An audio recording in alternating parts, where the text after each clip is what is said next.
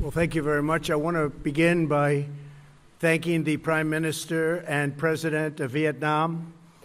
We're in Hanoi. It's an incredible city. What's happened over the last 25 years has been incredible for the people of Vietnam, the job they've done, economic development, really something special. So I want to thank all of the people of Vietnam for having treated us so well. We have, I think, reasonably attractive news from Pakistan and India. They've been going at it, and we've been involved in trying to have them stop. And we have some reasonably decent news. I think, hopefully, that's going to be coming to an end. It's been going on for a long time, decades and decades. There's a lot of dislike, unfortunately. So we've been in the middle trying to help them both out, see if we can get some organization and some peace, and I think probably that's going to be happening. We have Venezuela, as you know, has been very much in the news, and we're sending supplies. Supplies are getting through a little bit more. It's not easy. It's hard to believe somebody would say, let's not do it. What difference would that make, except it's great for his people to let it get through? But we're sending a lot of supplies down to Venezuela. People are starving to death. And you would really think that the man in charge currently would let those supplies get through. We are getting them into some of the cities and some of the areas that need them the most, and it's not an easy job. It's very difficult, actually. On North Korea, we just left Chairman Kim. We had a really, I think, a very productive time. We thought, and I thought, and Secretary Pompeo felt that it wasn't a good thing to be signing anything. I'm going to let Mike speak about it. But we literally just left. We spent pretty much all day with Kim Jong-un, who is, he's quite a guy and quite a character, and I think our relationship is very strong.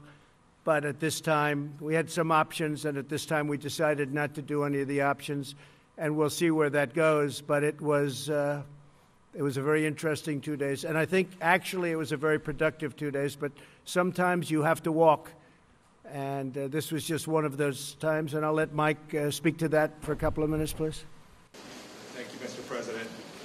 We have been working, our teams, the team that brought to bear, as well as the North Koreans, for weeks, trying to develop a path forward so at the summit we can make a big step along the way towards what the two leaders agreed to back in Singapore in June of last year.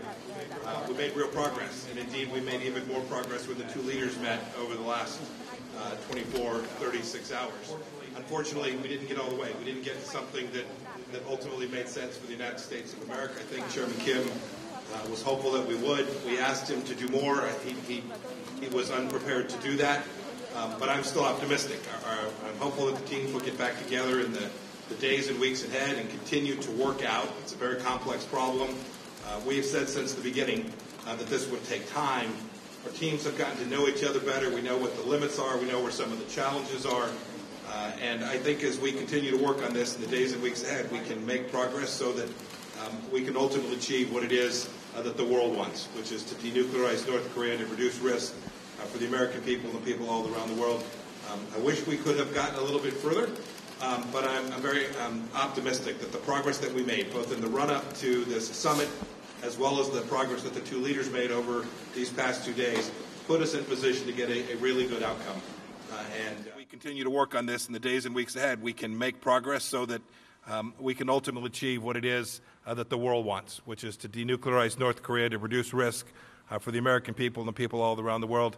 I wish we could have gotten a little bit further, but I'm very optimistic that the progress that we made, both in the run-up to this summit, as well as the progress that the two leaders made over these past 2 days, put us in position to get a really good outcome. And the President and Chairman Kim both felt good that they had made that progress, but couldn't quite get along the line any further to make a deal that would have been bigger at this point. I hope we'll do so in the weeks ahead. Thank you, Mr. President.